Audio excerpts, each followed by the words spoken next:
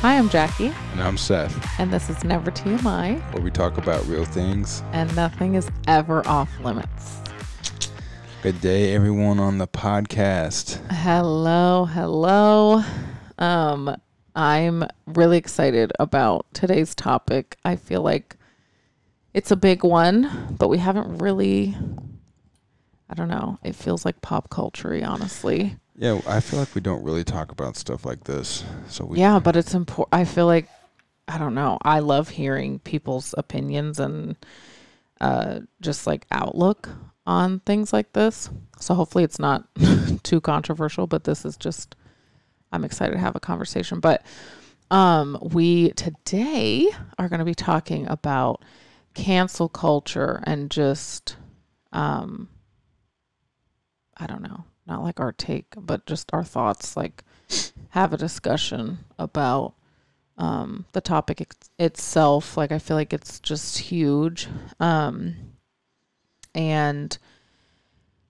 I feel like lately, probably in the past 6 months, there's been like so many little random things that I find myself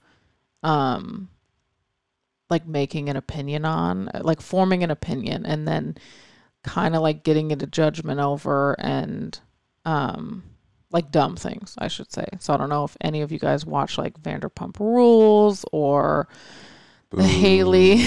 I know it is literally the definition of trash. But I feel like everyone, well, it's just like, it can't be good for the brain. You know what I mean?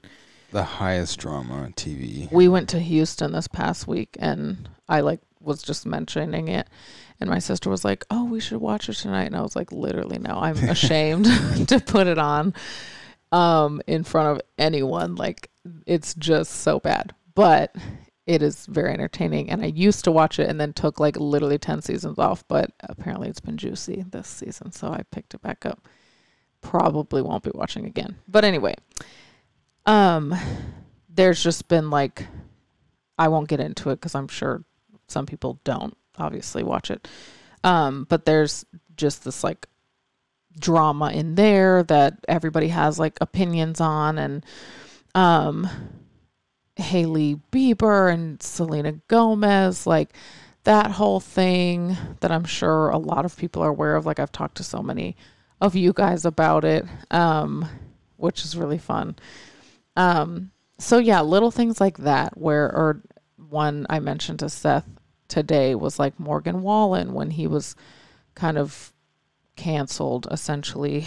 And yeah, just like different influencers, different people, different whatever, figures, celebrities. And it's just always interesting to me, how, like, as a society, how quick we are today to just be like, oh, they're done. And kind of the effects I feel like that has on our empathy, our reactions. Like, I don't know. Do you know what I'm saying? Yeah, I think though, I mean, when I heard the term cancel culture, I was not sure what it means. So if you could just like, oh, sure, briefly define it. I know, obviously I know what it is. Yeah. And like after I heard someone talking about it, it's like, oh, that makes sense. But the term, and if you're a little bit like me, you probably don't follow with social media or like, you know, hearing some of these names, it might not be registering to you. So I would say, like, which is fine and irrelevant. Yeah, like, they're just examples of, but like what would you say is a definition of cancel culture? Or how would you explain what that is? Definition is a tough one, but I would say like just, you know, anyone, even in sports, like Colin Kaepernick. Yeah, absolutely. Yeah. Well, who, No. whatever. Michael Vick is a good example. Old example, but a good one. Kind of like the way that someone put it recently, that was a really great way. What? It's just this topic, like when you said Michael Vick, it's like I can see it both ways. Like there's totally. So it's Totally. it's a good topic. Yeah. I'm sorry, go ahead though. No, reducing someone, this is how someone said it that was great. Reducing someone to their biggest mistake, I think, is the short way to put it. It's like, oh, this is who you are, this is what you did, you're done. And like, I don't know, I feel like you, I mean, the word cancel, it's like you're canceled. Like, your show wasn't good, canceled. Like, that to me is just kind of what it means. It's like, okay, I'm writing you off. You're no longer, like, you no longer deserve to be in whatever space you're in. And it's interesting because like, there are instances where it's like, sometimes it's really necessary to kind of like, I don't know the word, but like, sometimes people need to be not canceled, but like, sometimes people need to be checked or held accountable for sure, or maybe replaced or moved or something. So like, I totally feel like there is room for that, and it's absolutely necessary. Sometimes I think of like someone in power, or someone, maybe a teacher or whatever, who I don't know. And I guess there's a difference between like, you know, like jobs and all kinds, like if you're not doing your job, obviously, but like, I'm more so talking about like society, culture, like today, social media, huge. More like people as people. Exactly, not like profession wise. Yeah, because I can definitely see like, I think of it as like a boss, from a boss's position. Like, there could be someone in your company, an employee, who isn't doing the things the right way. And it's just like, and time again, they've proven themselves not capable of the job. Yeah. Cancel. Like, exactly. There's a point where you just have to like, yeah. Yes, absolutely. But we're not, So that's not what we're talking about. Not what we're talking about, obviously. Well, not obviously, but hopefully that is clear. But I don't know, when I think of, I feel like Morgan Wallen would be an example that is kind of the most male and female. Like, I don't know, because that was a pretty big one. I don't, Justin Bieber, all that kind of stuff, or Selena Gomez. I don't know if that is going to register as much. I'm sure it would, but we'll go with Morgan Wallen. So he, probably like a year ago, would you say? Do you remember? I vaguely remember. I don't know. Vaguely. It was probably. I feel like it was everywhere for so long. But he said the N-word. For those of you who don't know, Morgan Wallen is a country singer, a huge one, a wildly successful one. I think he's like number one and has been for so long, in the charts and all that kind of stuff. But he said the N-word and was like caught on tape, I think, just like belligerently drunk, and like yelled it. And that was like, that was, to so many people, they were like, oh, he's done, like canceled. He had to, I don't really know on like a professional level, like what happened. If I don't know if he was dropped, I don't know, whatever. But I know a lot of his shows were canceled. I know that he essentially like took a massive hiatus, I would say, for like over a year, I think. As far as like I remember. Obviously that's not the case anymore. But that was interesting because it was like, I remember my opinion on it. I remember like my take, and I remember people not really liking it, which was really interesting. Some people did, but some people were like, no, like that, whatever. So in my mind, number one, it was like, we were like so quick to, we saw this moment from him, you know, like we got eyes on this moment, which was like a luxury essentially for us. Like we don't get eyes on people's real life. You know what I mean? Like typically. So the fact that that was like on public display for us, it was like, oh, now we have this information that we get to decide what to do with it. You know, obviously that was like a bad moment for him. That was a negative. It was a terrible thing. And I 100% believe that. But I think a few thoughts in my mind, like one of them was just like, I don't know the hearts and minds and these conversations happening within anyone else either. So like even just country singers, for example, it's like, I don't know how they're talking. I don't know, like we just caught this moment of this person, you know what I mean? And again, it was a terrible moment. So please don't take anything that I'm saying as justifying it whatsoever. But it was like, you know, people were like, are you still going to listen to his music? Are you going to do this? Are you going to like, or I think I added like one of his songs to my story, my Instagram story one time. And people were like, oh, so you, whatever.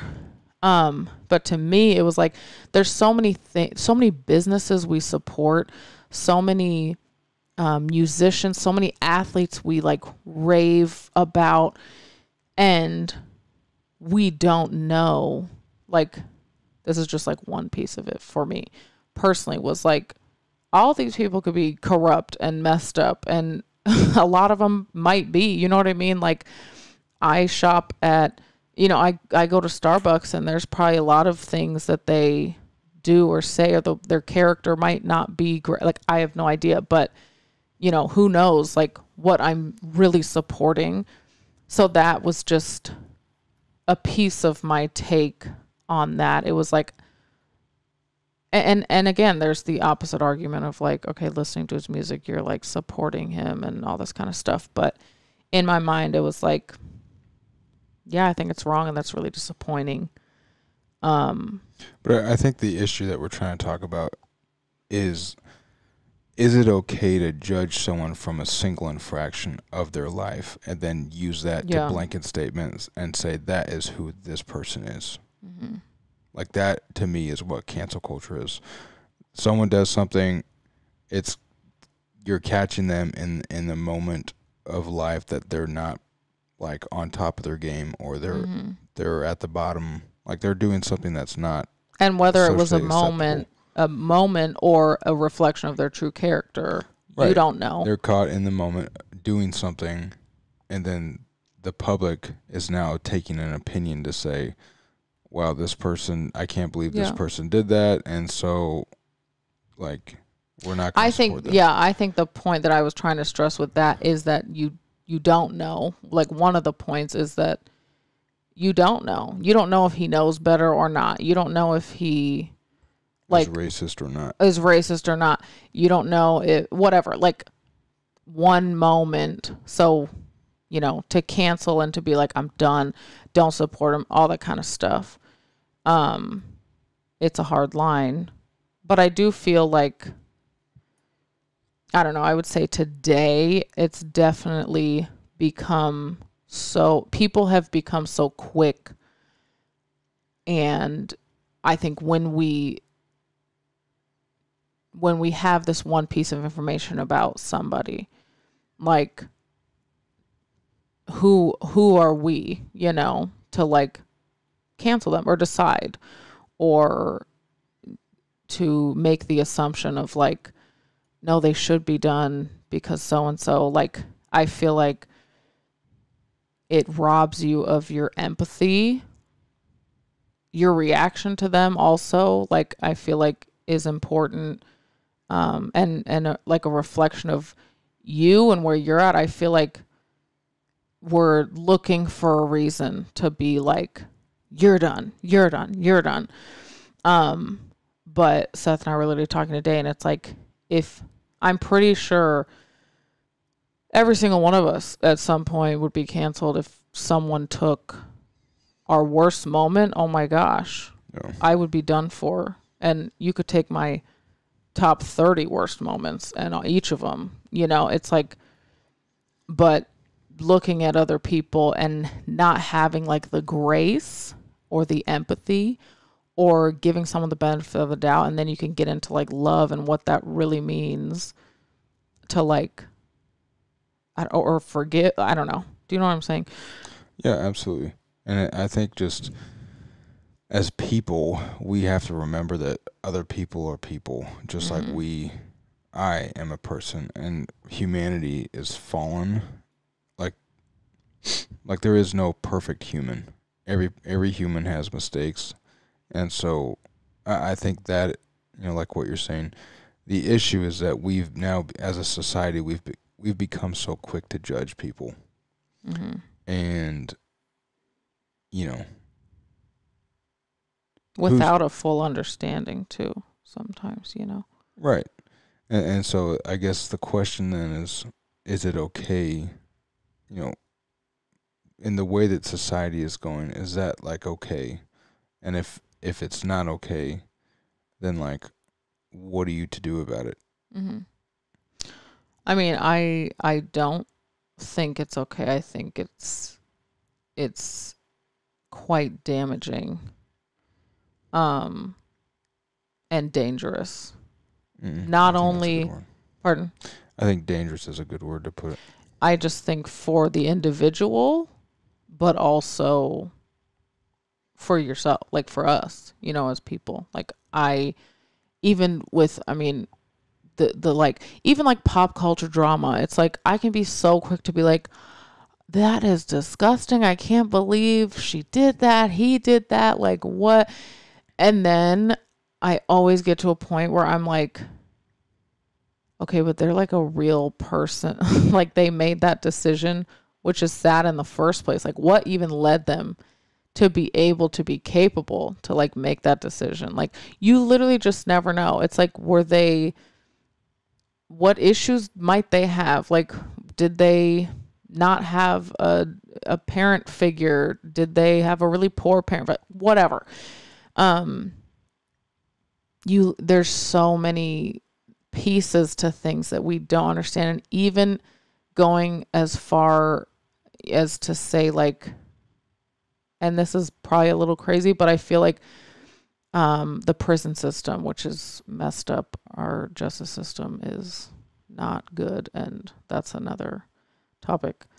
But people who do deserve to be in jail, I still feel like it's important to be able to have empathy 1,000,000%, for those people, because the decisions that were like, again, like you said, like we're human.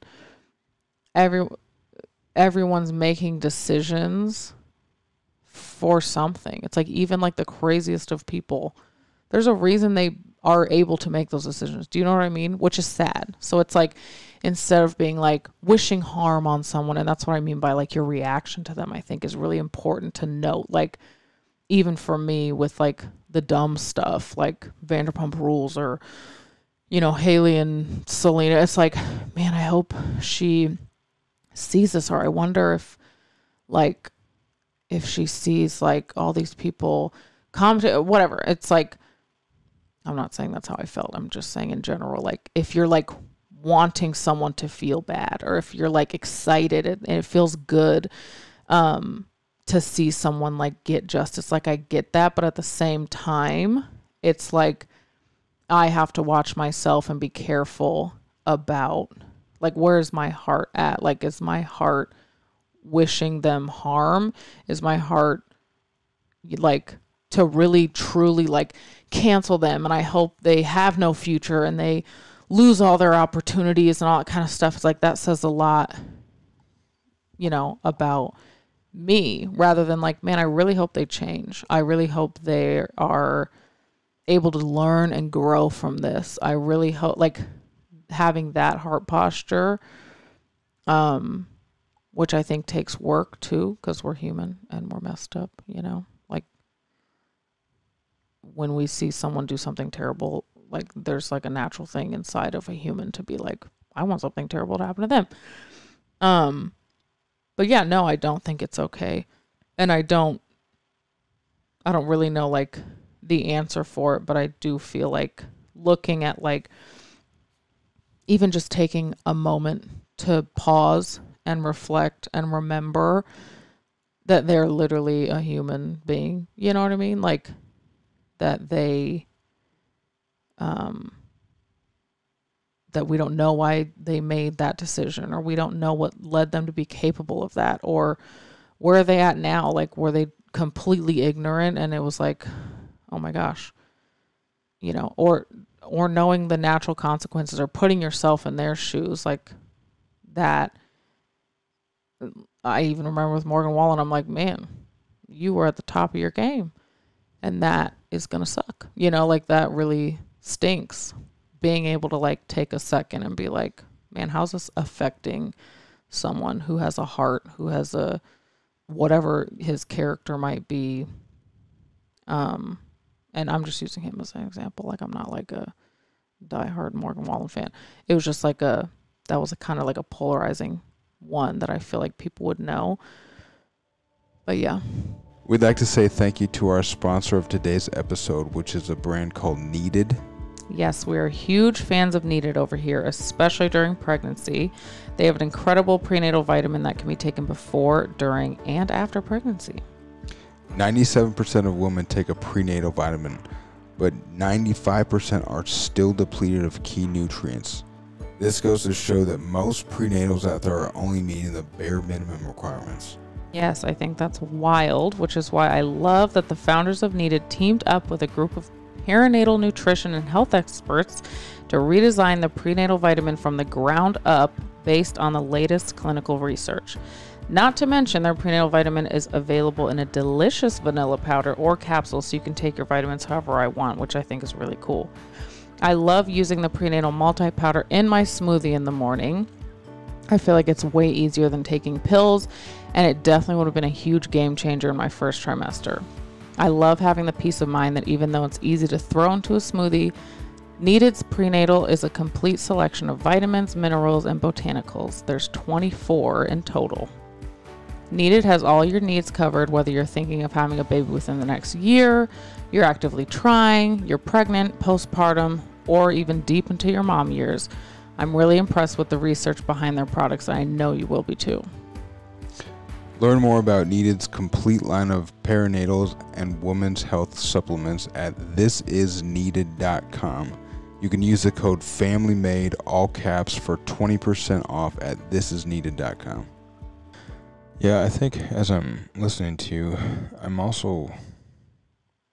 pondering the question of like, why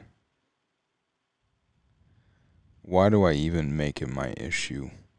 Mm-hmm. And I think I'm reminded that's one of the reasons I don't use social media. Yeah. Because it's hard not to if it's right in front of you. Yeah, it's like the more we're inundated with other people's lives, the Mm-hmm. more we're giving ourselves room to then Mm-hmm. judge people. Yeah. But it's like without social media, without paparazzi, like if you just look at the common average person, Mm-hmm. they're living a life just like someone who's put in the limelight. Mm-hmm. And obviously there's differences, but they're living this track. They're on a track of living their life. Mm-hmm. And if you're just taking snapshots out of out of these people's lives, and granted, I think there's a responsibility that comes with someone who's extremely successful, like someone who's in the public eye, someone who's extremely successful at what they do. Mm-hmm. Like there are things that come with that you should be prepared for. Mm-hmm. And so to then, that's where it does come down to like a character issue of a person, or the character of the person, Mm-hmm. and how they act. And so But I keep coming back to like, why does it matter to me what someone else does? And it's not that it's not that it's not that it's like bad to know, but I think the danger of judgment is that there's like a law of reciprocation of judgment. As I judge someone else, now I'm essentially inviting someone else to judge me in the same manner. And I think that's when, you know, you're kind of like setting yourself up for that to happen, when we start to judge people and say, you know, you did this, so like, and that's where the fine line is. It's like, just because you did something wrong, like, I need to use wisdom to then discern, do I continue to support this person? Do I continue, totally. Like, if I pull my car into a mechanic shop and they change my tires and I pull out and my tire falls off, I'm probably not going to take it back to the same place to get it repaired. If it's like the same guy, if I know the same guy's going to be working on it, because it's like, no, I've lost this bond of trust to like entrust you essentially with my life now as I'm out on the road. And I think there's wisdom in that. And it's not to say that I now need to go and just blanket statement like, hey, wherever I live, don't go to this guy's mechanic shop because he almost killed me because he made a mistake, or and that's where you get into the unknowns. There's so many unknowns of it. It's like, was it a mistake? Was it intentional? Like, I don't know the guy. Has this happened so many times, or is that the only? Yeah, and it's just like, man. And I think that's where, as people, we really have to come down to the heart of love, which is, unfortunately, it's unfortunate, but it's fortunate. Unfortunately, I think as people, we are called to extend the hand of grace if it comes down to a decision like that. Do I trust him, or like, do I give him a second chance, or do I not? And again, that's where some of these questions, I think, become irrelevant. It's like, do I support Morgan Wallen or do I not? Well, it doesn't really matter to you unless you maybe just always listen to his music, and then it's like, oh, he did that. Like, I feel like we're always continuously, like, day in and day out, we're building this repertoire of like who we are, and it's proven by what we do. And for someone to then take a moment of that and judge someone, that's not a full picture. Like, and it's like, I think it's like the example of Instagram or Facebook. Like, I see these snapshots of people's lives, and I have to look at that with the filter of, this snapshot has been edited, colored, recolored, like cropped. Like, I'm looking at the best version of this moment possible on this screen. And now it's like, why do I feel like I need to make a judgment based on that? And I think so I don't know, it's hard for me. Even the concept of like talking about like a stance on something. Yeah, it's just like, and what was the shirt Pastor Robert was wearing? Cancel culture. Yeah, it's like,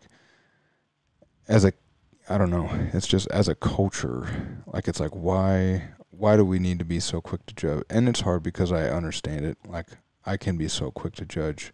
I feel like we've been conditioned to become that way. But what do you do to change that? I think we have to change our hearts, and I think we have to take our focus off of other people. Like, we can't have this comparison game, but it's so hard in today's day and age. Well, I also feel like things can be there's measures we can take on our own to make sure we aren't inundated with a million different things to make it harder for us to not judge, to not, like, I think you not having social media makes it pretty easy for you to, like, not only not care, but not even be aware of so many things happening that don't necessarily matter. Like, but it is interesting, like, when I look at the difference between you and me, like, there is, like, a part of my day dedicated to, like, ooh, okay, there's, like, a new post about this, or the reunion part 3 that I'm going to watch and I'm going to have opinions on, and I'm going to have feelings and thoughts. And it's like, that isn't necessary, and nor is it productive. And I am giving myself an opportunity to step into judgment and to on something that literally has nothing to do with me, that I will not change. So I think that's a good point of, like, why, if it's not, like, affecting you, or, like, what, we don't have to take the judgment role ever. Like, we shouldn't, you know what I mean? Like, no, go ahead. But I will say, that's not to say that we should never take that position. Well, obviously. Right. But, like, you need discernment and wisdom and you do, decision but making. there's also, like, we heard a quote recently, and it was basically saying, the emotion of anger prompted both the Civil War and the Civil Rights Movement. Mm-hmm. One, I mean, I guess from different perspectives, you could argue both as you know, there's good and bad that came from both. Mm-hmm. But typically, you know, from a broad perspective, the Civil War, you know, I would say war is more catastrophic. Civil rights movement, though, we're fighting for rights of humanity. And a war is essentially, you know, you're trying to protect rights for humanity as well, and freedoms. So I can see how it goes both ways. But, like, the whole point is, like, the point, though, is that there's, like, the anger or the way that you feel towards something can be a spark for a great change. Mm-hmm. And so it's not to say that, oh, someone does something like this, like George Floyd. I think that's a good example. Mm-hmm. Like, that sparked change for something that needed to be addressed. But it also sparked a lot of hate, unnecessary anger and hatred. Yes, absolutely. And but absolutely some necessary things that came from that were positive out of people's right anger. Right. And so it's not to say that I hear that on the news, and because me, Seth Gibson in Texas, like, and I don't even know where that happened, but it's like, because I'm so far removed or whatever, like, it doesn't affect me. Like, that, there's a difference, I think, between that and then taking a stance to say, like, oh, like, this is, like, I guess even the Morgan Wallen thing. Well, no, I don't know, because they're kind of the same. I'm trying to think of, like, a different example. Vanderpump Rules. That doesn't matter. It's just like, at what point do you choose to, like, say, oh, this is worth it for me to stand up and do something about? Well, also, there's sometimes there's absolutely nothing to be done. Absolutely. There's not, like, and that's just important to be aware about something, or bandwagoning to say, like, oh, she sucks, or can't believe, like, she did that. Yeah. That's where it can seem. But no, it can. You're absolutely right. Like, there's anger, you know, righteous anger, if you will, or anger that is healthy and positive and necessary in some cases to make some changes. You think about all the gun laws, all that kind of stuff. Like, there's things that can spark things in you, one way or another, that it's good and positive. and necessary. But I think obviously there's like discernment within that. Like, is this worth it? Is there something stirring up inside of me that's really unproductive, that's pointless, that's not gonna lead anywhere, or that's leading, like, getting me into, like, you know, hating someone or hating, you know, judging someone? Or is there like, man, this happened and that was so wrong and the injustice infuriates me. What can I do with this? Let's do something about it. And not focus so much, because it's also unproductive, you know, take George Floyd.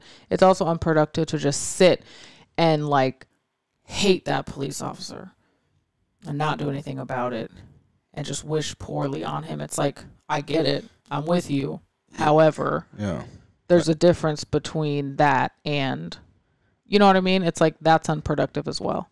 But it's almost like an injustice both ways. Like it's unjust, or it's unjust for, let's use the Morgan Wallen example. It's unjust for him to have done what he did. Yeah. But it's also unjust for me personally to sit back and then judge him for that action and you know, basically say like, oh, you're a terrible human because you, like, I can't believe you would ever do that. And that's like, hard. That's hard for me, because when I do think of the George Floyd issue, it can be hard, because I'm like, no, I 100% believe that, like, well, and that you may be a horrible person. You know what I mean? Like, so that is hard. Well, and that's where, because they could be, you know, like, right. But this will be my last point. Anger isn't always anger isn't a bad thing necessarily. And you mentioned this, the word righteous anger. There is a righteous anger, but I do think we as humans, in a perfect world, we are to be slow to anger. Yes. And that is knowing, and this is our stance as believers, that is knowing that we serve a righteous God, and that God is the ultimate judge, and everything that I've done, I'm going to have to attest for at some point in my life. And so, like, that is why I think when push comes to shove, we are to extend a hand of grace, knowing that whatever you do or I do or whatever anyone does, at some point in their life, they're going to have to answer for that. And that is why I think it's not our responsibility to then judge. Like, yes, use wisdom, yes, use discernment, but we also have a responsibility to love them, knowing that judgment is coming for all of us. Yes, and my last point, as crazy and as hard as it is to take this heart posture and to truly mean it in your heart or in my heart, but like, I feel like we need to get to a point as a culture, as a society, where take, you know, George Floyd and that officer, for example. My heart towards that officer, like, again, as much as as hard as it is to say, it's like I want my heart for him to be, not that he's done for the rest of his life, and that who he is as a person, you know, he just gets what he deserves on earth and all that kind of stuff. Like, I want to be able to find joy in his transformation, or his heart transformation, or his character change, or his growth, you know. And that's something we will probably never ever know. But it's like, if our hearts can get to that place rather than, you know, and of course, again, there's the righteous anger of like, oh no, absolutely something needs to be done. There is no like, well, hopefully you learn from that. Like, no. once like earthly justice is served, that's great. That's necessary. That's accountability. That's helpful. That's good. Beyond that, for me to sit and just wish harm on this man and hopefully he knows everybody hates him and blah, blah, blah, blah. Like, no, that's wrong. So I think as a society, when we look at people in pop culture, when we look at really big, serious issues like that, or athletes and all that kind of stuff, like people, just people in general, taking the heart posture of like grace and empathy and benefit of the doubt, and even if necessary, anger, but productive anger, and not passing the point of like, I just hate that person. I just wish whatever on that person. Like that, I think is the problem. And I think if we can stop ourselves at a place to where something can change, or we can have the wisdom, like growing in our wisdom of, is this even productive at all? Do I need to be filling my mind with this? Am I just judging someone just because? And remembering that, like, if my stuff were on blast, whatever. So yeah, I think getting to that place, not wishing ill on people, not just canceling them and hoping to end their career or their life or their, whatever, like getting past that and either not judging them whatsoever, and kind of being like, I'm gonna step away from that. They're human. That was really dumb, but I'm not going to sit here and like judge them for it. Or stepping into the productive anger of like, let's make a change. I'm not going to hate this person, even though everything inside of me wants to. I don't wish ill on them. I want justice for them. And hopefully they can learn from that kind of thing. Yeah, and I think also just to relate it to our personal lives a little bit more, because a lot of this we're talking about like pop culture, but I do think there's cancel culture in us. I know for me, I have cancel culture in me, in my life, between peers, friends, colleagues, like coworkers.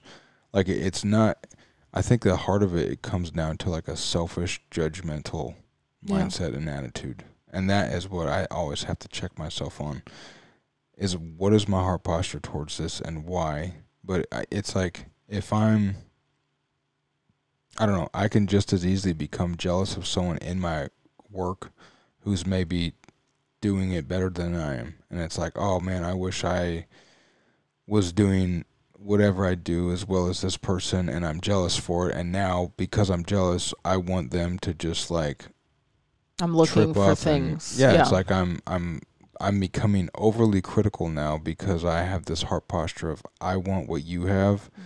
So I'm hoping the worst for you so that it makes me look better. And that is like a very real personal experience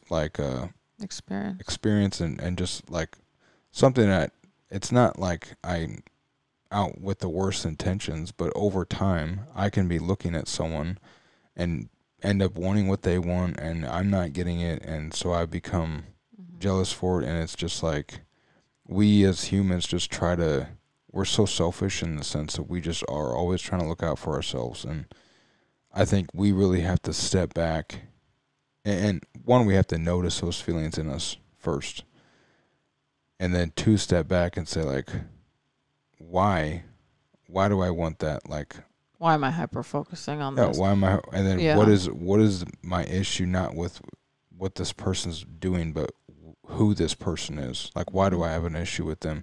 Do I have an issue with them? Is it just my motives are out of line? Like, what do I need to put back in check in my life to then, basically put myself in a place of love and to want the best for them? And I think that's the way to counter the insecurity, the judgment, what's it called? Counterculture. What is it? Cancel culture. Cancel. I was like, to counter cancel culture Dang it, I just tripped up. No. What is the way to counter cancel culture? Yeah. Is to then flip the script to say, instead of wanting the worst for someone, being able to like be someone's biggest cheerleader in moments of their success. Mm-hmm. Because it will change your heart over time. That's how you will change your heart. Like, instead of wanting the worst for someone in their worst moments, want the best for someone in their best moments. And when you can do that, you now know that you have a different heart posture, and your posture towards that person or that situation has changed. Okay, can I say one last thing before we go? Yeah. Are you done? Did I interrupt you? Okay. No. Last thing I just want to say, like, there was this girl that I used to follow on Instagram, and this is like, it's almost embarrassing, but you know, here we are, never TMI. And I literally had to like mute her stories, mute her posts and stuff, because this girl was living her best life, just unfazed by me whatsoever. Probably didn't even know I existed. But I was so bothered. Like, but it was interesting because it was like a drug. It was like I had to see what she was doing, and I had to see. It was like something inside of my messed up self was like, let me go look. You know, she would be like one of my top little bubbles of like stories that you watch, and I'm like, what is wrong with me? Like, why? So I eventually had to like mute, because there was, and I can't even pinpoint what it was that I was just like triggered by. I was like, why does she bother me? But I would find myself just being like, ugh, like, I don't know, just having like feeling some type of way. And again, didn't know her, didn't talk to her, nothing. But it was just, I genuinely had to look at myself and be like, what's the issue here? Why am I so fixated? Is it jealousy? Is it, and not even jealousy of like, oh, I want her life. It could be, man, she's so confident. There's not a care in the world. She's such a great mom, like just a different mom that like I would want to be, or, she's so knowledgeable on so many things and like has so much value to share. Like, there were so many things that I was like, what is it in me that is like, not looking for this person to fail, because it wasn't that deep, but just like aware. And I think if someone makes us feel some type of way, and they could not even know you exist, but they make you feel some type of way, like, that too can be like a driving factor of like, ugh, you're just like annoying. And then you're more critical and more judgmental and all that kind of stuff. And I would find myself being like, you don't, like, you were just doing this though. So just mentally in my mind, it's just like, and it would just get me in a bad headspace. And so again, I had to like mute her and all that kind of stuff. And that really was super helpful, because it just wasn't like something I had to like work against all the time. So it's just interesting. I think that's a great point of like not being aware of your heart, looking inward instead of outward. Like, man, I can't believe this person's like, why is this bothering me so much? Like, why,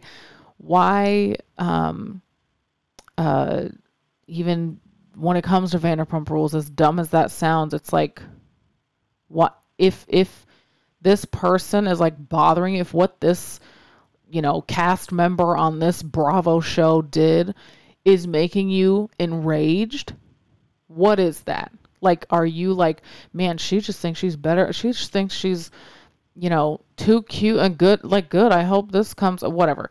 It's like, what's inside of you? It'll be real easy to like reveal, like it'll reveal the messed up in you, the thing that you might need to work on. It's like, because this could happen over here and I really don't care. But this girl, for some reason, who's like maybe confident, maybe gorgeous, maybe whatever, and she did that, it's like, oh, that makes me feel something. This might have not made me feel something. So it's like, maybe you're insecure. maybe there's something there. So it's like, I don't know. Yeah, looking inward instead of just like letting yourself judge and so easily, because it is really easy, so easily just looking at someone else and being like, oh, that was annoying. Even if it's not like I'm canceling them, it's just like, just the nitpicky. It's the same heart posture. Yeah, same thing. So I think too, and I know it's like just, last point. But these are, this is part of the conversation. Yeah, no, I'm like good. We're in the season of essentially going through the house and decluttering as we're prepping for this baby, and there's just an accumulation of junk that I feel like we are trying to rid of, or just apply like organization to what we do have. Yeah. And so I think about that though, and it's like I do think in our emotional lives, we almost need to do the same thing. Totally. Of weeding through, but it's like Vanderpump. And this, I'm not kidding. I can tell even saying it is like if it's like the nonsense, like because I feel like I I've been think, like convicted lately. I think there's two. I mean, in respect to what I'm talking about, there's two categories of things. It's like I have this feeling towards someone who has no idea that I'm even a person. That is an issue between me, myself, and I. And it's like, if that's bothering you, you should then like mute it or get rid of it. Like we know people who have hit, same issue, and they get rid of Instagram, and it's like, wow, I can tell that something's changed in your life. Totally. And it's just like, that is going to be better for you. And you should just like eliminate whatever that source of anxiety is, or whatever it is. But on the other hand, there's the aspect of like the relational aspect of real people, like feelings towards, person to person. Yeah. I know you, I see you, I interact with you.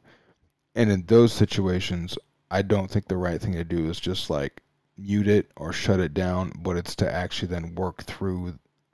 And that's it. It's not an easy thing. And I can think of an example. I had feelings towards someone, and it was just like, I don't even know what it is, why, and I couldn't pinpoint it. And I just, one day I felt like I was supposed to give this person something of mine that I really like valued, and I gave it to him. And it was like, as soon as I did that, I felt like I felt this like imaginary tie like be severed.